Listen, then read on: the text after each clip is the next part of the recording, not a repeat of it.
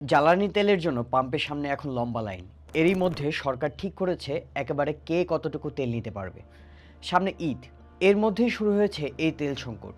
বাড়তি লাভের আশায় অনেকে তেল স্টকও করছে, কিন্তু আসল প্রশ্নটা হলো আমাদের কাছে আসলে কতদিনের জ্বালানি মজুদ আছে। এ বিষয়ে সরকারের পক্ষ থেকে এখনও কোনো স্পষ্ট বক্তব্য নেই। ফলে মানুষ নির্ভর করছে পত্রিকার রিপোর্টের উপর। আর সেখানেও দেখা যাচ্ছে ভিন্ন ভিন্ন তথ্য।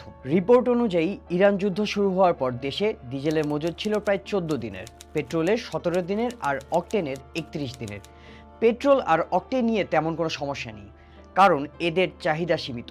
কিন্তু বড় প্রশ্নটি ডিজেল নিয়ে। 6 তারিখে টিবিএস জানিয়েছে ডিজেলের মজুদ নেমে এসেছে 1,15,473 টনে, যা দিয়ে মাত্র 9 দিনের চাহিদা মেটানো সম্ভব। অন্যদিনে একই দিনে প্রথম আলোর রিপোর্ট বলছে দেশে এখনও 1.81 লক্ষ টন ডিজেল মজুদ আছে, যা দিয়ে প্রায় 15 দিন চলা সম্ভব। আর সামনে ডিজেলের জাহাজও আসছে। এখন বলা কঠিন কোন তথ্যটি সঠিক। যদি প্রথম আলোর তথ্য ঠিক হয় তাহলে আপাতত পরিস্থিতি সামাল দেওয়া যাবে, কিন্তু যদি টিবিএস এর তথ্য সঠিক হয় তাহলে কয়েকদিনের মধ্যেই গুরুতর জ্বালানি সংকট শুরু হতে পারে। তবে একটি বিষয় পরিষ্কার, ইরান যুদ্ধ দীর্ঘায়িত হলে ডিজেলের মজুদ এবং সরবরাহ চেইন দুটি ঝুঁকির মধ্যে পড়বে।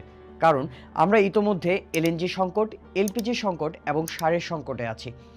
এর সঙ্গে যদি ডিজেলের রেশনিং যোগ হয় তাহলে এর প্রভাব পড়বে পরিবহন, শিল্প উৎপাদন, এমনকি আরএমজি খাতেও। অর্থনীতিতে এ ধরনের সংকট একা একা আসে না, একটি সমস্যা ধীরে ধীরে অন্য জায়গায় ছড়িয়ে পড়ে। এই ধরনের সংকটে সবচেয়ে খারাপ পদ্ধতি হলো তথ্য গোপন রাখা। সরকার যদি স্পষ্টভাবে জানাতো আমাদের কাছে কত মজুদ আছে আর এই সংকট কাটতে কতদিন লাগতে পারে, তাহলে গুজব এবং অপ্রয়োজনীয় মজুদ অনেকটাই কমানো যেত।